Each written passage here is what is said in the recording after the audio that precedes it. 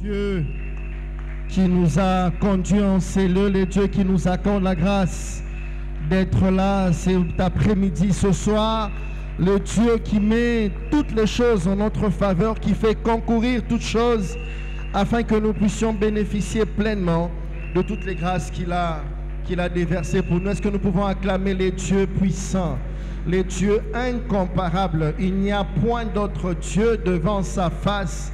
Il est digne de recevoir la louange, il est digne de recevoir l'adoration, il est digne de recevoir l'honneur. J'étais en train de dire, nous acclamons pour le Dieu éternel, nous acclamons pour le Dieu éternel, nous acclamons pour le Dieu éternel, nous acclamons pour le Dieu éternel. Seigneur, ce soir nous voulons te rendre grâce parce que tu nous aimes.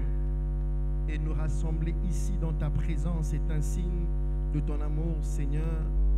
Merci pour la faveur que tu nous accordes encore ce soir. Merci parce que tu vas m'utiliser comme un simple instrument par lequel tu vas passer pour parler à ton peuple au nom de Jésus. J'ai ainsi prié. Gloire et louange à toi, Seigneur Jésus-Christ. Est-ce que nous pouvons encore acclamer le Seigneur pendant que j'invite le frère du clavier, s'il peut revenir? Je rends grâce au Seigneur qui nous accorde encore le privilège, l'opportunité ce soir de partager sa parole. Je bénis le Seigneur, le maître du temps et des circonstances de Dieu qui nous accorde la faveur d'être là ce soir. J'aimerais encore une fois dire merci à nos papas, nos aumôniers, le docteur Daniel Kawata, Papa Taspinga, qui ne cessent de nous renouveler leur confiance et surtout de nous accompagner spirituellement. Je voudrais ce soir poursuivre un enseignement que nous avons commencé les dimanches 22 juin. Nous l'avons commencé. Je veux revenir très rapidement sur les choses qui ont été dites lors de cet enseignement. Je veux poursuivre dans cet élan et je crois que nous aurons une troisième phase pour finir cet enseignement. Le thème de mon message de ce soir, pour ceux qui écrivent, c'est émerger et se maintenir en hauteur. Émerger et se maintenir en hauteur. Émerger et se maintenir en hauteur. Cette pensée s'inscrit dans la pensée que nous avons cette année, l'année d'émergence des enfants, signes et présages. Isaïe a dit, comme nous le répétons sans cesse, voici, moi et les enfants que l'Éternel m'a donnés, nous sommes des signes et des présages. Donc nous continuons sur cette pensée de émerger et se maintenir en hauteur. Je prie pour que cette pensée s'attache à la vie de quelqu'un ce soir. Je prie pour que Dieu fasse réellement émerger quelqu'un, mais bien plus, je prie pour que le Seigneur te maintienne en hauteur lorsqu'il va te faire émerger. Si tu le crois ce soir, tu acclames le Seigneur.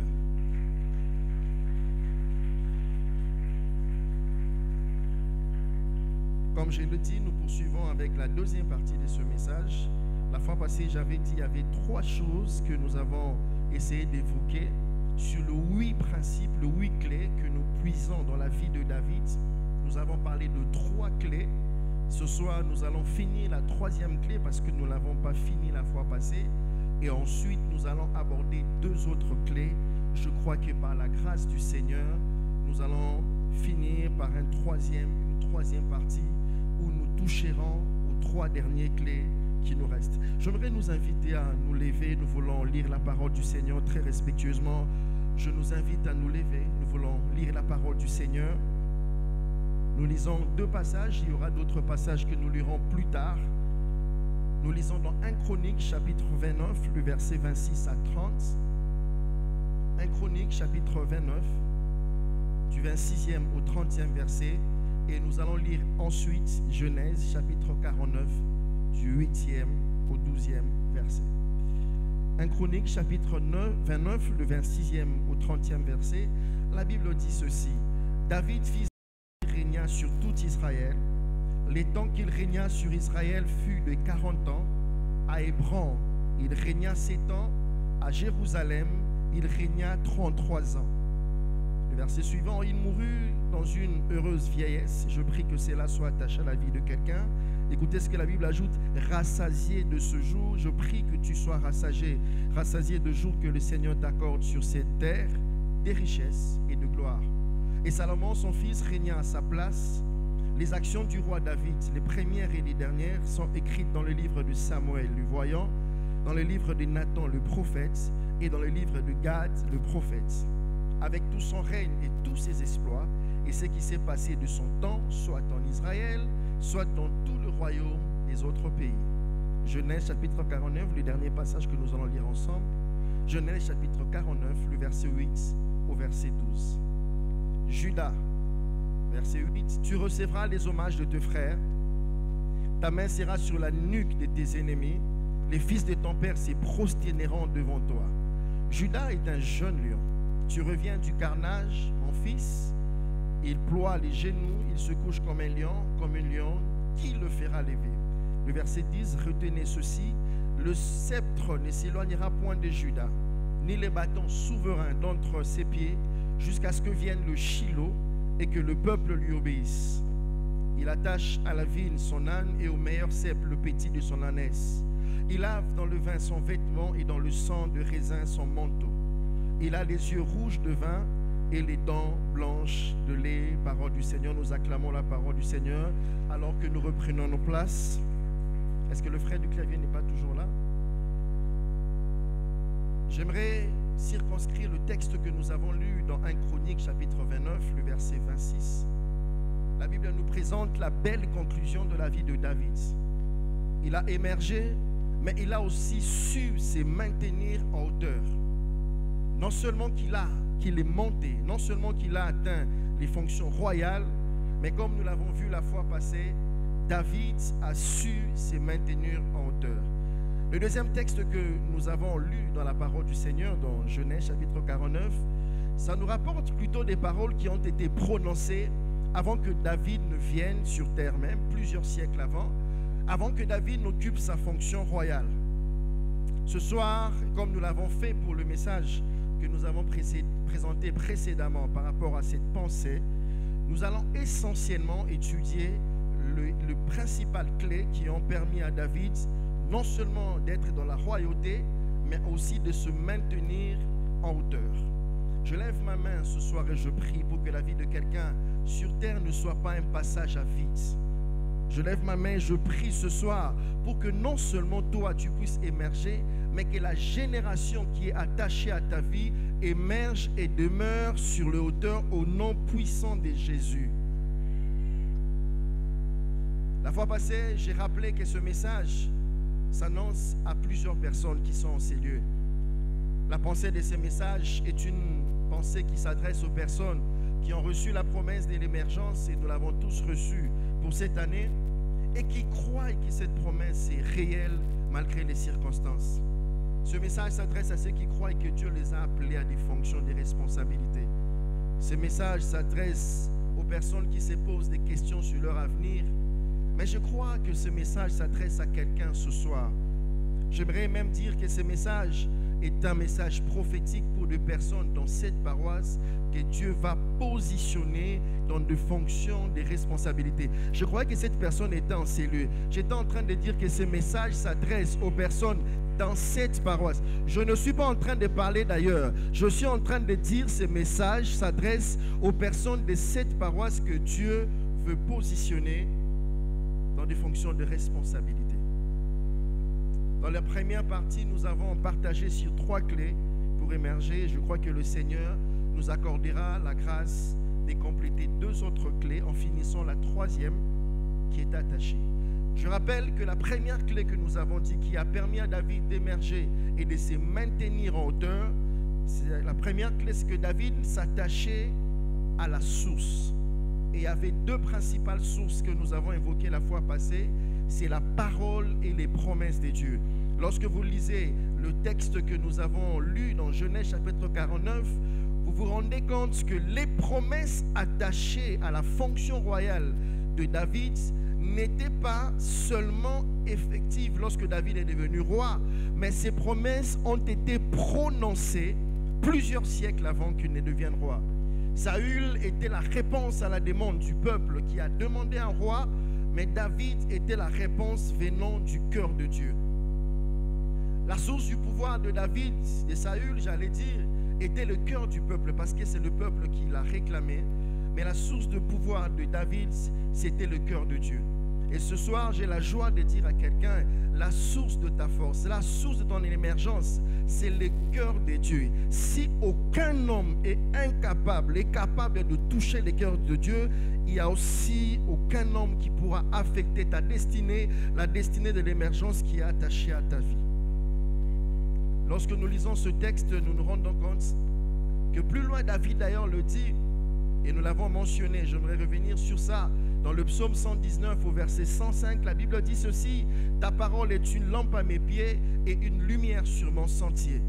Et là, j'étais en train de le dire, comme je le dis la fois passée, j'insiste, c'est que la Bible ne compare pas la parole au soleil, parce que comme il fait soir, il fait noir en ce moment, si le soleil se lève le matin, la lumière va remplir une très grande surface et les ténèbres seront totalement dissipées. Mais dans cette pensée, David a compris que cela était rattaché à sa vie. La Bible compare la parole à une lampe. David dit, ta parole est une lampe à mes pieds et une lumière sur mon sentier. La différence entre le soleil et la lampe, c'est que le soleil nous permet de voir très loin, parce que lorsque le soleil se lève, la lumière va très loin. Mais la lampe, elle donne un champ lumineux qui est très limité. C'est comme si quand on a la lampe, on peut à peine voir le lieu sur lequel nous posons le pied. Mais on n'a pas la vision très loin. Mais Dieu compare ici la parole, elle ne la compare pas au soleil, mais Dieu compare la parole à la lampe. Parce que Dieu veut dire à quelqu'un ce soir, lorsque dans ta marche avec Dieu, tu marches avec lui en t'accrochant à ce que Dieu a dit, à sa parole, tu peux avoir l'impression que tu ne vois qu'une surface limitée. Parce que Dieu te laisse la lumière par rapport au pas que tu fais. La partie obscure, c'est la responsabilité de Dieu. J'aimerais dire à quelqu'un qui est en train d'avancer, qui a l'impression qu'il y a un noir, mais il voit à peine quelque chose. Rassure-toi, si Dieu a laissé que cette surface reste noire, c'est parce que lui-même gère, il gère la partie et la surface qui est invisible. Et nous avons vu que la parole est une lumière sur mon sentier. Les sentiers, ce sont des chemins qui se créent en milieu rural, surtout pour les animaux et les hommes. Et comme je l'avais dit la fois passée, un sentier est un chemin qui se crée au fur et à mesure que les gens passent très souvent. Et l'entretien du chantier, c'est le fait qu'il y a des gens qui passent. J'aimerais dire à quelqu'un ce soir, si Dieu te place sur un sentier, il se présente comme la lumière, c'est parce qu'il y a des gens qui t'ont précédé. Le premier qui t'a précédé, c'est Dieu lui-même. Il te conduit sur ce chemin tout en te rassurant que si tu passes par ces sentiers, sache que moi je suis passé par là. Mais en même temps aussi, les sentiers est un signe qu'il y a d'autres personnes qui t'ont précédé. J'ai dit, Dieu ne commencera pas à échouer avec toi. Dieu ne va pas inaugurer son palmarès d'échecs avec toi.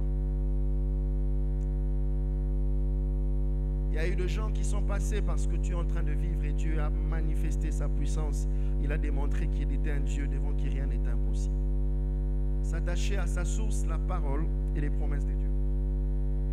La deuxième clé, pour ceux qui notent, c'est s'attacher à sa nature et à ses origines.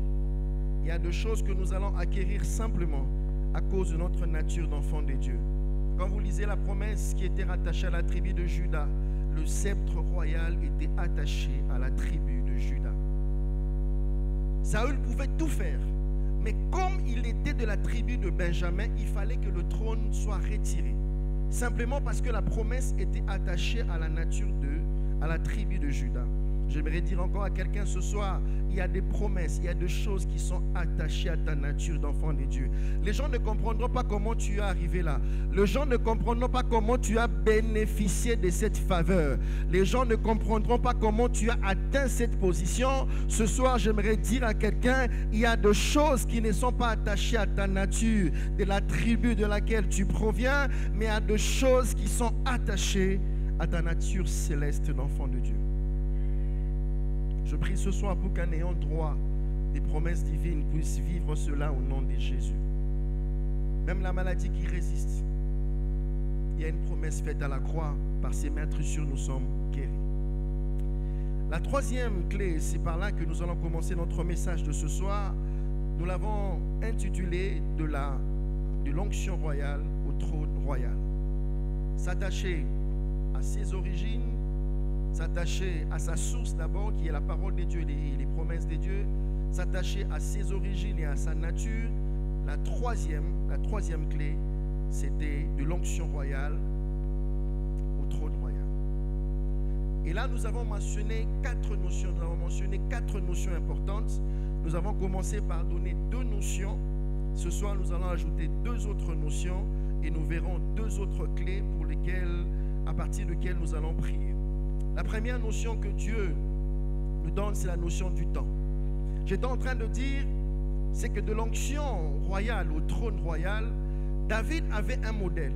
Il était le 2e roi d'Israël. Il y avait un roi qui l'avait précédé, c'était Saül.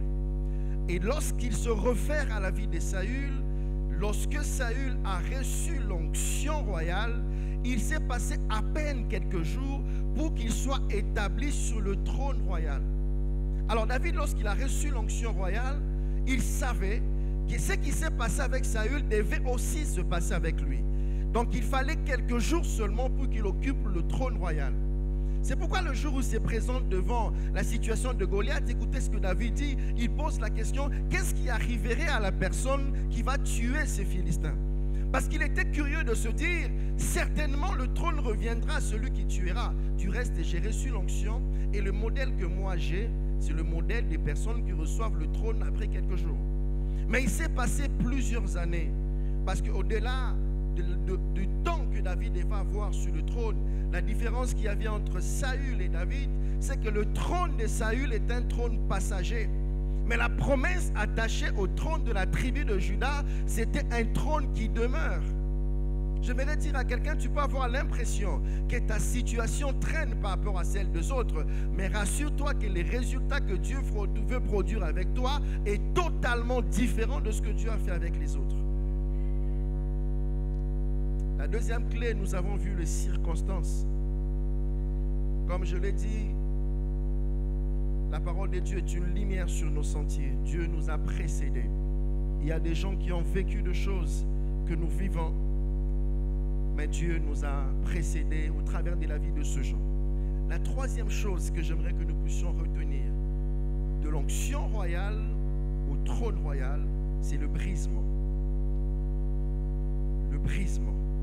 Le brisement nous donne la forme idéale pour la responsabilité à laquelle Dieu nous appelle. De l'onction royale au trône royal, David a été brisé. Il a appris des erreurs de Saül. Il a appris ce qu'il fallait faire et ce qu'il ne fallait pas faire. David, en hébreu, le mot David qui vient de Daoud veut dire bien-aimé. Mais également, ce mot a la même racine que le mot bouillir. David était quelqu'un de très bouillant. Et Dieu, en lui faisant passer par le brisement, Dieu a pris David, qui était quelqu'un de très bruyant, pour en faire quelqu'un de très patient. Il n'y a personne qui nous connaît mieux que Dieu lui-même. Ce soir, j'aimerais dire à quelqu'un, il n'y a personne qui te connaît mieux que Dieu lui-même. Lisez l'histoire de Luc chapitre 15, le verset 11 à 32, pour ceux qui notent. Le fils prodigue a demandé à son père qu'il lui donne toute la richesse qui lui revenait. Luc chapitre 15, le verset 11 à 32, il a demandé qu'on lui donne toute la richesse qui lui revenait. Et lorsqu'on lui a donné sa part, il est parti, il a tout dépensé. Au verset 18, écoutez ce qu'il est en train de dire. Il a constaté qu'il avait tout perdu et il dit ceci, je me leverai, j'irai vers mon père et je lui dirai, mon père, j'ai péché contre le ciel et contre toi. Verset 19. Je ne suis plus digne d'être appelé ton fils. Écoutez la dernière partie du verset 19. Traite-moi comme l'un de mes mercenaires. Il avait 3 choses à dire à son père. Le premier, il avait 3 choses qu'il avait retenues dans son discours, 3 paragraphes, je peux le dire ainsi. Je me leverai et j'irai vers mon père et je lui dirai, mon père, j'ai péché contre toi. J'ai péché contre le ciel et contre toi. Deuxième partie, il a dit, je ne suis plus digne d'être appelé ton fils. Au verset 19. Traite-moi comme un de tes mercenaires. Maintenant, écoutez le verset 20, ce qu'il va dire. Au verset 20, il se trouve en face de son père. Son père a couru vers lui. La Bible dit au verset 20, et il se leva. Il alla vers son père. Comme il était encore loin, son père le vit et fut ému de compassion. Il courut, se jeta à son cou et le baisa. Vous avez suivi les 3 propositions qu'il avait. Maintenant, le fils était devant son père. Il dit ceci: mon père, j'ai péché contre le ciel et contre toi. Je ne suis plus digne d'être appelé ton fils. Là, ce sont les 2 premières choses qu'il a dites. Si j'étais à ses côtés, j'allais lui dire, mais il y avait une 3e chose que tu avais prévue. Tu avais dit que tu diras aussi à ton père, traite-moi comme l'un de tes mercenaires. Mais lorsqu'il se présente devant son père, il lui dit ce qu'il a fait. Il lui dit le jugement que lui pense avoir, mais sa nature, il ne la change pas. Parce qu'il sait que si je dis à mon père de me traiter comme un mercenaire, c'est comme si je refusais ma nature d'enfant de mon père. J'aimerais dire à quelqu'un ce soir, les brisements, c'est Dieu qui le fait. C'est Dieu qui nous donne la forme idéale qu'il veut que nous puissions avoir. Pendant que Dieu est en train de te tailler au travers des circonstances, au travers de choses que tu es en train de vivre, il ne permettra à personne de changer ta nature d'enfant de Dieu. C'est pourquoi il est possible que tu perdes le bien de ce monde. Il est possible que tu perdes un proche. Mais Dieu te conservera toujours ce privilège d'être son enfant. Les fils prodigues avaient compris ça. Je peux perdre le privilège, mais même si j'ai prévu de dire à mon père de me traiter comme un mercenaire, mais devant mon père, je lui laisse faire le jugement. Parce que l'amour du père va au-delà de biens matériels que j'ai réclamés, aux biens matériels que j'ai prévus. Ce soir, je lève ma main pour dire à quelqu'un, Dieu peut te faire passer par les brisements, mais il te conservera ta nature d'enfant de Dieu. Les brisements, ce n'est pas l'affaire des hommes. Les brisements, ce n'est pas l'affaire de toi-même, mais les brisements, c'est l'affaire de Dieu. Il a dit, traite-moi comme un mercenaire. Mais il a oublié ces paragraphes. Le père aussi n'avait pas besoin de le dire, parce que ce qui était plus précieux, c'était sa nature d'enfant de Dieu. Il y aura des gens qui vont te rappeler dans les brisements tes erreurs. Il y aura des gens qui vont te rappeler pendant les brisements tes faiblesses. Il y aura des gens qui vont te rappeler pendant les brisements tes insuffisances. Mais je lève ma main ce soir pour dire à quelqu'un, quelles que soient tes insuffisances, quelles que soient tes erreurs, quels que soient tes manquements, quelles que soient les choses que tu n'as pas, quels que soient les niveaux de bien que tu as, quel que soit, il y a quelque chose de plus précieux. C'est que le brisement, c'est l'affaire d'un père et d'un fils. La décision qui sera prise, ce n'est pas celle des hommes, mais c'est celle d'un père et d'un fils. La 4e chose que j'aimerais très rapidement que nous puissions mentionner, de l'onction royale au trône royal, ce sont les limites. De l'onction royale au trône royal, il y a eu le temps qui nous enseigne, il y a la notion des circonstances, il y a la notion des brisements, mais une 4e notion que Dieu nous donne, c'est la notion de limite. David était très bouillant, comme je le dis. Il était sûr qu'après avoir vaincu Goliath, alors que le peuple criait, David en a tué 1000, Saül a tué 1000 et David en a tué 10 000, il était sûr que le trône était devenu proche. Mais Dieu a pris tout son temps. Il a pris son temps pour permettre à David de se rendre compte qu'il avait des limites. Il a compris que l'onction royale, il a reçu du prophète Samuel. La victoire avec Goliath, c'était lui, mais le trône, c'est Dieu. David est venu roi, pas parce que seulement il avait vaincu Goliath, mais parce que Dieu l'a établi. Très souvent, Dieu nous emmène à un point où nous arrivons au bout, où tu as fait tous les efforts, où tu as dépensé toutes les énergies. Il nous emmène là pour que nous puissions nous rendre compte que les résultats qui sera produit, c'est Dieu lui-même. Il ne permettra peut-être pas que tu aies le travail quand tu avais plusieurs relations, mais il t'accorde le travail au moment où tu n'as même pas de contact, même pas d'entrée. Il ne permet peut-être pas que tu entres dans une entreprise où tu es très connu, mais il te donne un emploi là où on ne te connaît même pas. Parce que Dieu veut que tu te rendes compte que tu as des limites, parce que là où toi tu es limité, c'est là que Dieu commence. Il nous emmène au point où nous nous rendons compte, où nous nous remettons totalement en question. Je voudrais dire à quelqu'un qui est au bout de ses efforts, quelqu'un qui a cru à l'émergence et qui sent que les choses sont limitées, laisse Dieu entrer en action. L'avantage avec sa méthode, c'est que non seulement il t'assure le trône, mais il t'assure également la pérennité du trône. il y a 3 phases dans notre vie. La première phase de ta vie, c'est quand tu es né, quand tu es venu sur terre. La deuxième phase de ta vie, c'est quand tu es là.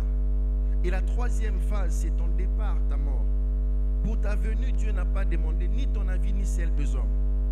Pour ta mort aussi, Dieu ne demandera pas l'avis de qui que ce soit.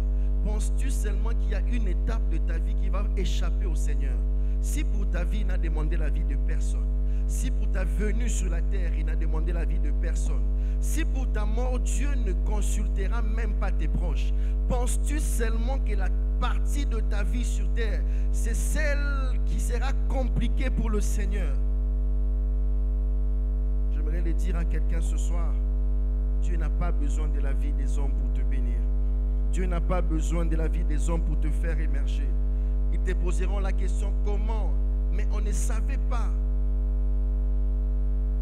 Comment tu as fait pour trouver ce travail? Comment tu as fait pour créer cette entreprise? Comment tu as fait pour avoir cette fonction? Je le déclare ce soir, même s'il n'y a pas d'explication du comment, mais il y a un Dieu dans le ciel qui est capable de faire au-delà de ce que nous pouvons penser et imaginer.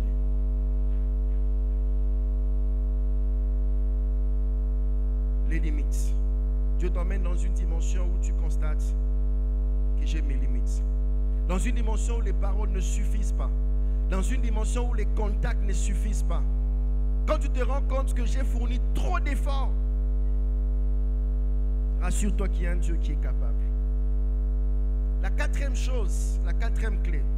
D'abord, nous avons dit s'assurer, s'attacher à ses origines et s'attacher à ses origines, s'attacher à sa nature, de l'onction royale au trône royal. D'abord, j'ai dit s'attacher à sa source, j'allais dire, qui sont la parole de Dieu et les promesses de Dieu. Deuxièmement, s'attacher à ses origines et à sa nature. Troisièmement, nous avons dit de l'onction royale au trône royal. Il y avait 4 notions: le temps, les circonstances, les brisements et les limites. La quatrième clé qui a permis à David de se maintenir, de monter sur le trône et de se maintenir en hauteur, c'est savoir valoriser l'existant.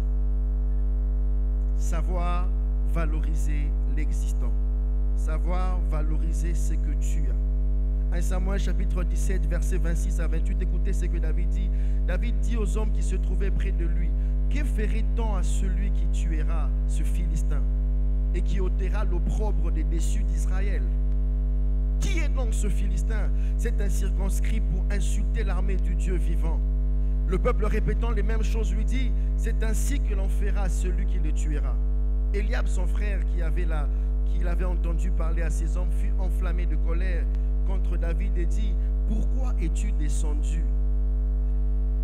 Et à qui as-tu laissé ce peu de brebis dans les déserts? Je connais ton orgueil et la malice de ton cœur. C'est pour voir la bataille que tu es descendu. Pour émerger et se maintenir en hauteur, il faut savoir valoriser avec Dieu l'existant. Il faut savoir valoriser ce que nous avons. Il faut savoir valoriser le peu de choses que Dieu nous donne. Le souffle de vie que Dieu nous donne est ainsi. La Bible dit: pour ceux qui vivent, il y a de l'espérance. Même lorsque tout ne va pas bien, il y a toujours quelque chose que Dieu laisse. Cet existant qui nous permet de multiplier et d'aller plus loin avec le Seigneur. Eliab a minimisé le travail que David faisait auprès de brebis. Ce qu'il ne savait pas, c'est qu'à côté des brebis, il y avait aussi des lions. Ce qu'il ne savait pas, c'est qu'à côté des brebis, il y avait aussi des ours. Remarquez ceci. Après l'onction royale, lorsque David a vaincu, lisez la Bible, David n'est pas entré dans le palais royal. Lorsque David a vaincu Goliath, le peuple a chanté, mais David n'est pas entré dans le palais royal, même pas visité. La première fois que David entre dans le palais royal, c'est dans 1 Samuel chapitre 16, le verset 14 à 23. C'est parce que David a été appelé pour jouer la harpe pour le roi. Ce qui a conduit David à être remarqué par le peuple, c'est sa capacité à vaincre Goliath. Mais ce qui l'a conduit pour la première fois dans le palais royal, ce n'est pas sa capacité à vaincre Goliath, mais c'est la harpe qu'il jouait depuis très longtemps. Je voudrais dire à quelqu'un ce soir, il y a des choses que Dieu est en train de faire avec toi, ne minimise pas. Il y a un voisin que Dieu a mis à tes côtés, ne le minimise pas. Il y a un travail que Dieu t'a donné, ne le minimise pas. Il y a un potentiel que Dieu a mis en toi, ne le minimise pas. Il est sûr et certain que Dieu n'a pas besoin de beaucoup de choses pour faire un miracle. Lorsqu'il s'est présenté devant les disciples, il a dit, qu'avez-vous? Il a dit, nous n'avons rien. Il a dit, vous n'avez rien, qu'avez-vous entre vos mains? Nous avons 5 pains et 2 poissons. Dieu pouvait créer les choses de l'invisible, mais il avait besoin de l'existant. Je voudrais dire à quelqu'un ce matin, il y a des choses que Dieu fait avec toi, tu ne le réalises pas. Mais ça partira de ces petites choses. C'est à partir de ces petites choses que le Seigneur va ouvrir de portes insondables. J'aimerais dire à quelqu'un qui a l'impression qu'il fait les mêmes choses chaque jour, Dieu partira de ces mêmes choses que tu fais chaque jour pour ouvrir de choses extraordinaires. J'aimerais dire à quelqu'un qui a l'impression qu'il a étudié, qu'il a un diplôme de licence qui ne lui sert à rien. Il y aura un jour quelqu'un qui te posera, du reste, est-ce que tu peux m'envoyer ton CV? J'aimerais dire à quelqu'un qui est ce soir en ces lieux, tu as toujours été là à la réception. Pendant que les autres évoluent en fonction, toi tu as toujours été à la réception. C'est parce que Dieu sait qu'il y aura quelqu'un qui viendra chercher les informations à la réception et qui va te remarquer. Tu as l'impression que toi, tu as toujours un poste où tu ne restes pas au bureau, tu es sur terrain. Je le déclare ce soir, même sur ce terrain-là, le Seigneur peut te faire rencontrer des choses, des personnes, des opportunités qui vont changer ta destinée. Nous avons vu dans cette église de personnes qui ont trouvé le mariage par une erreur de téléphone. Quelqu'un a appelé, il a mal composé les numéros et il tombe sur une sœur. Et c'est la sœur qui l'a épousée. Ce n'était pas prévu. Valorise l'existant. Il y a des choses que Dieu fait, prends ça à leur juste valeur. Ce soir, Dieu m'envoie interpeller quelqu'un. Ne minimise pas ce que le Seigneur est en train de faire. Ne minimise pas les petites opportunités, aussi petites si elles semblent pour toi. Ne les minimise pas parce que Dieu peut partir de là. David croyait certainement qu'après avoir tué Goliath, le peuple allait le soulever, l'emmener au palais royal, mais il n'est pas allé. Mais c'est la harpe qu'il jouait régulièrement. De choses ordinaires, de choses simples que nous faisons. C'est le même travail que tu fais. C'est le même effort. Je n'aime pas trop donner des exemples politiques. Mais il y a un frère aujourd'hui dans une église qui, alors que le chef de l'État était encore un simple fidèle, il était au protocole. Ce frère, chaque fois que l'actuel président venait, c'est lui qui lui trouvait toujours une chaise où s'asseoir. Il ne savait pas ce qui allait arriver. C'est la personne qui gère l'antichambre du chef de l'État aujourd'hui. Et le jour où le président devient président, c'est le chef de l'État lui-même qui l'appelle. Il a dit, c'est monsieur le président qui t'appelle. Il ne faisait rien d'extraordinaire. Tout le jour, quand les présidents étaient encore frères, il venait, il n'avait pas de place, il lui trouvait une place. On ne peut pas imaginer le chemin par lequel le Seigneur peut passer. On ne peut pas imaginer des choses simples, ordinaires, par lesquelles Dieu peut tout changer et transformer notre vie. Des fois, on ne peut pas réaliser les canaux par lesquels le Seigneur peut passer. Imaginez que si, je le dis très souvent quand je donne de formation, imaginez que si votre frère devient ministre aujourd'hui, vous n'avez fait aucun effort, mais seulement votre position d'être son frère fait de vous le frère du ministre. On ne peut pas imaginer ce que Dieu peut faire. Ce soir, je prie pour que ce que quelqu'un fait, le petit commerce que tu fais, que Dieu puisse les valoriser. Ce soir, je prie pour que les études, les cours d'anglais que tu fais, que Dieu puisse les valoriser. Ce soir, je prie pour que les commerces que tu fais, que Dieu puisse les valoriser. Les travaux de routine que tu fais chaque jour. Ah, si tu le crois avec moi, acclame le Seigneur. Ce soir, j'aimerais proclamer dans la vie de quelqu'un, Dieu va utiliser ton existence. Dieu va utiliser les efforts que tu fais. Ça semble être des efforts vains, mais le Seigneur va amplifier cela. Il est le Dieu qui valorise l'existant. Il est le Dieu qui valorise ce que tu as.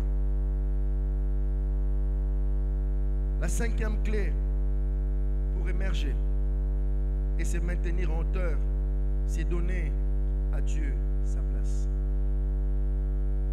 Donner à Dieu sa place. Donner à Dieu sa place. David a dit quelque chose de très intéressant à Salomon avant de partir. Il lui a dit, connais les dieux de ton père. Lorsque vous lisez Daniel chapitre 2, le verset 21, la Bible a dit, c'est Dieu qui est le Dieu qui change le temps et les circonstances, qui renverse et qui établit le roi, qui donne la sagesse aux sages et la science à ceux qui ont de l'intelligence. Excusez-moi. Une fois, j'étais encore très jeune, j'étais à l'école secondaire. Il y avait un chef de travaux de l'IEC qui remettait à son fils les notes des étudiants pour qu'on puisse les transcrire au propre. Et je me rappelle, comme ce travail était très souvent abondant, cet ami venait nous solliciter dans le quartier pour qu'on aide ce frère, pour qu'on remplisse ces formulaires, cette fiche de cotation, j'allais dire. Et un jour, j'étais en train de remplir la fiche, j'étais touché par la fatigue. Il y avait un étudiant qui avait fait 6 et moi, par erreur, j'ai écrit 16. J'ai demandé à l'ami, j'ai commis une erreur ici. Il m'a dit, on va demander à papa si tu peux raturer. Nous sommes allés voir son père, il a dit, dans cette fiche, c'est la version finale, on ne peut pas raturer. Maintenant, j'ai imaginé cet étudiant, quand il a fini son examen, il était sûr qu'il a échoué. Il était certain qu'il n'avait pas réussi. Et de l'autre côté, ce qu'il ne savait pas, que Dieu peut même influencer les correcteurs. Donc pendant que moi je commettais une erreur, c'était la prière de quelqu'un que Dieu était en train d'exaucer. J'aimerais dire à quelqu'un ce soir, toi tu fais les calculs par rapport à toi, laisse Dieu, donne à Dieu sa place. Remets ton sort entre les mains du Seigneur. Tu ne sais pas ce que Dieu est capable de faire. Dieu peut même pousser quelqu'un à commettre l'erreur à cause de toi. Dieu peut même pousser quelqu'un à mal prononcer un nom parce que ton nom doit être cité. Il devait lire Diaou, mais il a lu Diawa et c'est resté comme ça. C'est pourquoi lorsque Pilate avait accroché sur la croix de Jésus, il a dit, celui-ci est le roi des Juifs. On a dit à Pilate, enlève ça. Il a dit, non, ce qui est écrit est écrit. Dieu est capable de faire à ce que quelqu'un commette une erreur parce que c'est toi qui devais être là. Ce soir, j'aimerais dire à quelqu'un, donne à Dieu sa place. Fais ta part, donne à Dieu sa place. Dieu a des méthodes que toi, tu ne maîtrises pas. Je me dis, cet étudiant était peut-être en train de prier. Seigneur, j'ai échoué. Peut-être qu'elle préparait un recours. Mais moi, je ne sais pas comment j'ai commis l'erreur. Nous, on donne à Dieu sa place. Quand on élabore des projets, on a de plan A, on a de plan B, on a de plan C. Ce soir, j'aimerais dire à quelqu'un, notre plan A, c'est Dieu.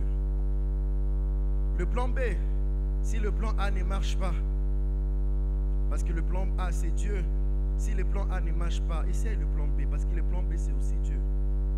Et si le plan B ne marche pas, essaye le plan C, parce que le plan C, c'est aussi Dieu.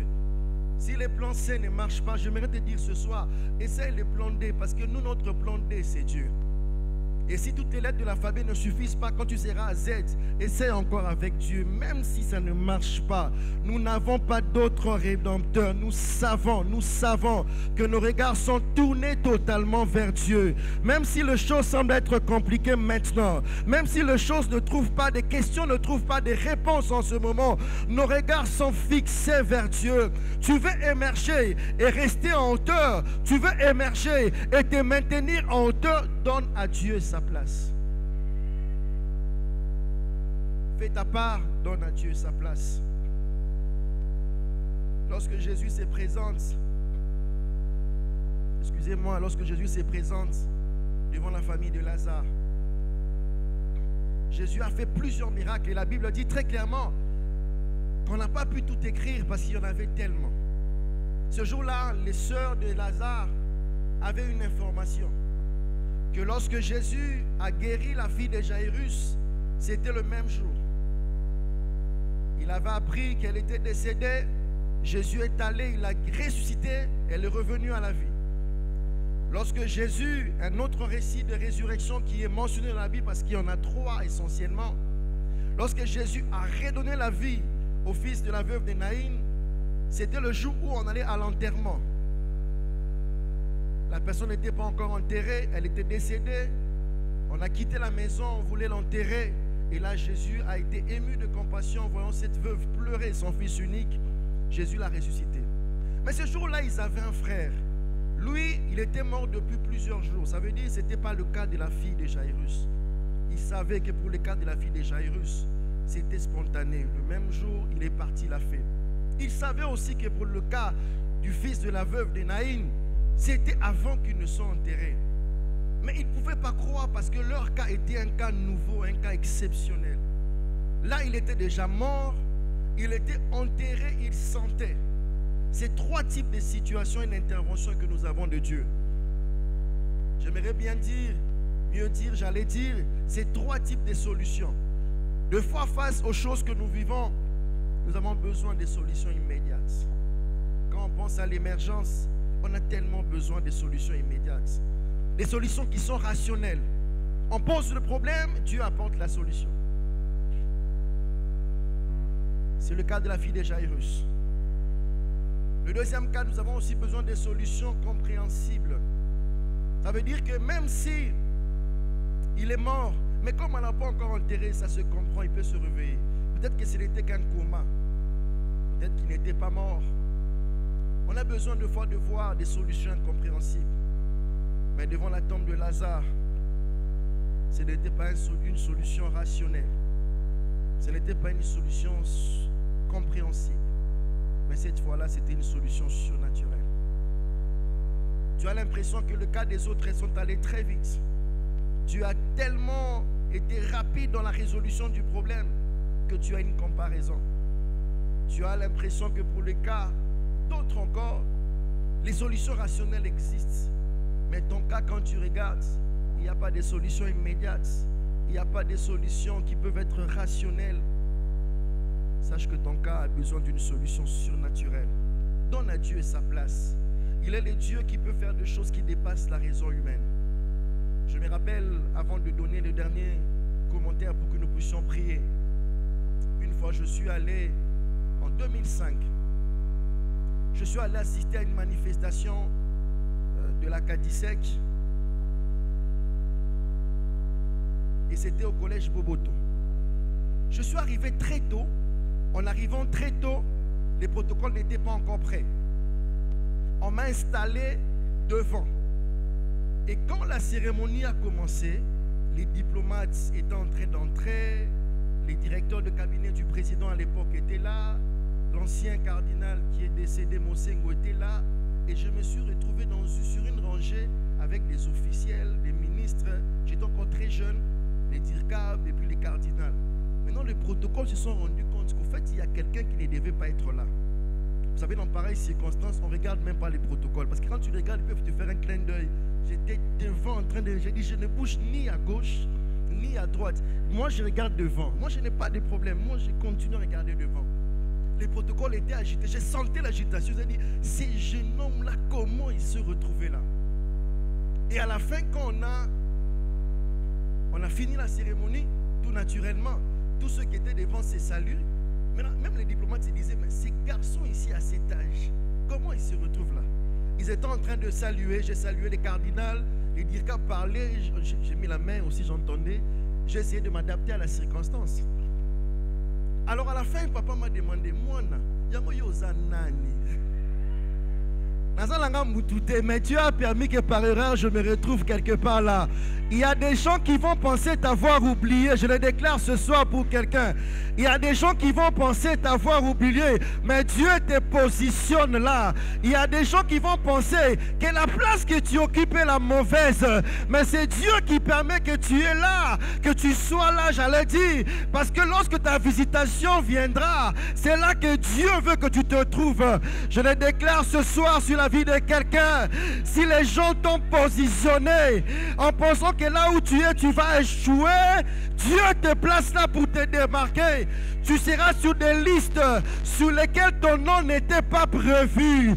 Tu seras sur des listes sur lesquelles ton nom n'était pas prévu. On va se poser la question, mais on devait avoir 100 personnes. Il y a 99 personnes. Bon, trouvez la centième personne. Et le 100e nom sera à ton nom. C'est comme si ces choses arriveront par hasard. Mais ça ne sera pas les hasards. Parce que tu donneras à Dieu sa place. Ce soir, je le déclare et je le proclame. Donne à Dieu sa place et tu verras Dieu faire des choses incompréhensibles. Donne à Dieu sa place et tu verras Dieu faire des choses irrationnelles. Alors que tu es en train d'acclamer le Seigneur, tu te lèves. Nous voulons invoquer les dieux qui peuvent faire des choses irrationnelles, les dieux qui peuvent te positionner là où les gens ne t'attendent pas, les dieux qui peuvent te faire émerger et te maintenir en hauteur. Tu acclames très fort le Seigneur alors que tu es en train d'acclamer. C'est Dieu puissant, c'est Dieu puissant, c'est Dieu capable. Tu continues à battre tes mains, tu continues à battre tes mains, tu vas prier, tu vas dire Seigneur ce soir, tu es le Dieu qui contrôle les temps et les circonstances. Je ne sais pas cette circonstance que tu es en train de vivre. Si c'est une maladie, que le Seigneur étende sa main. Donne à Dieu sa place. Si c'est un travail, que le Seigneur étende sa main. Alors que tu es en train de battre tes mains, tu es en train de prier. Prie. Ah, je croyais qu'il y avait quelqu'un qui élève sa voix. Je croyais qu'il y avait quelqu'un qui élève sa voix. Je croyais qu'il y avait quelqu'un qui élève sa voix. Alors que tu es en train de battre tes mains, prie le Seigneur. Il est le Dieu. Donne à Dieu sa place. Dis au Seigneur, toi seul connais les circonstances que tu es en train de traverser. Toi seul connais le besoin que tu as. Toi seul connais là où tu t'attends à Dieu. Présente ces choses. Alors que tu es en train de battre tes deux mains, tu les présentes au Seigneur. Tu les présentes au Seigneur. Tu les présentes au Seigneur. Tu les présentes au Seigneur. Ah, j'entends une voix qui se lève, qui prie. Cette circonstance, tu as besoin de voir la main de Dieu.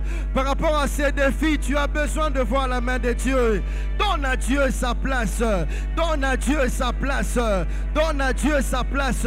Ce soir, c'est le même Dieu. Le même qui a placé David sur le trône et qui l'a maintenu en hauteur. Ah, tu es en train de prier, Shababrosé. Élève ta voix, élève ta voix. Toi seul connais les choses auxquelles tu t'attends. Toi seul connais les circonstances que tu traverses. Voisin doit comprendre en côté. Voici doit comprendre en côté. Tu ne t'adresses pas à un homme, mais tu t'adresses à Dieu. Ah, je croyais qu'il y avait quelqu'un qui prie. Comprendre les circonstances en côté. Donne à Dieu sa place. Moi, je fais ma part. Mais na yeko pesa place na yo. Place na yo bon Nzambe. Je vais rapidement inviter la chorale, j'allais dire. Le deuxième sujet. Pendant que la chorale avance. La chorale va nous aider à chanter. Tu traces un chemin, tu opères de miracles. Deuxième sujet, il est le Dieu qui valorise l'existant. Tu vas prier pour ton existant. Ton existant peut être ton travail. Ton existant peut être ton potentiel. Ton existant peut être ton diplôme. Ton existant peut être même ton conjoint, ta famille. Je ne sais pas l'existant que tu vas présenter à Dieu ce soir. Un existant, c'est que tu as quelque chose que tu sens qui n'est pas valorisé. Un travail qui n'est pas valorisé. Un diplôme qui n'est pas valorisé. Je ne sais pas l'existant que tu présentes au Seigneur. Tu es en train de battre tes mains et de dire au Seigneur, je te présente cet existant. Tu es en train de bien battre tes mains, de prier, de dire au Seigneur, je te présente cet existant. Je te présente mon diplôme. J'ai étudié comme tout le monde. J'ai fait des efforts. J'ai fait de nuit blanche, Seigneur. Je ne trouve pas le travail. Valorise mon diplôme. Valorise mon diplôme. cette fonction ici. Seigneur, je mérite mieux, mais les gens ne me regardent pas dans ce sens.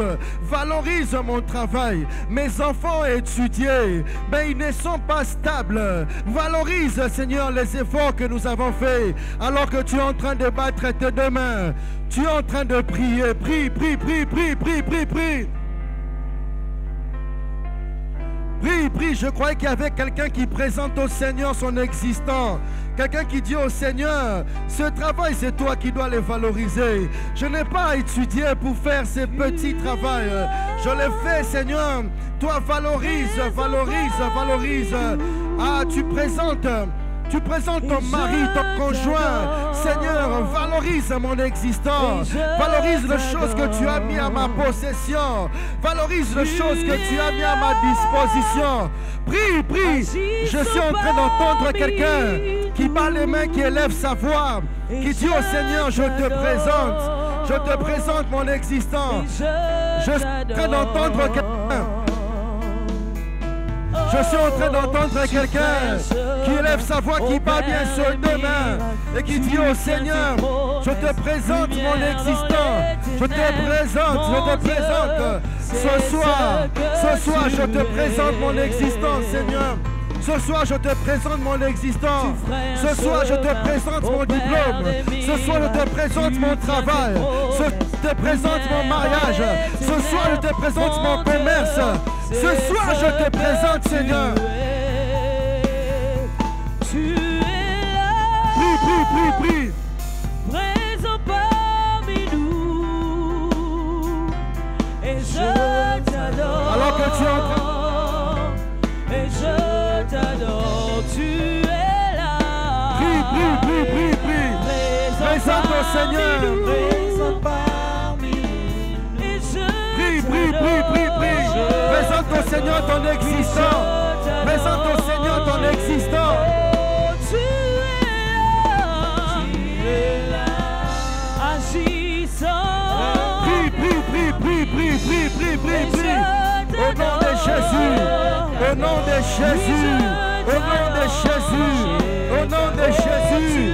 Au nom de Jésus. Ton existence, Seigneur. Présent parmi nous. Et je t'adore. Oui, je t'adore. Présente ton existence, Seigneur. Présente ton existence, Seigneur.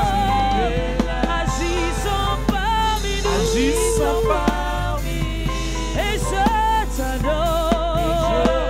Oh oui, je t'adore. Oui, tu ferais un chemin au Père des miracles. Tu tiens tes promesses, lumière dans les ténèbres. Mon Dieu, c'est ce que tu es. Oui, tu ferais un chemin au Père des miracles. Tu tiens tes promesses, lumière dans les ténèbres. Mon Dieu, c'est ce que tu es.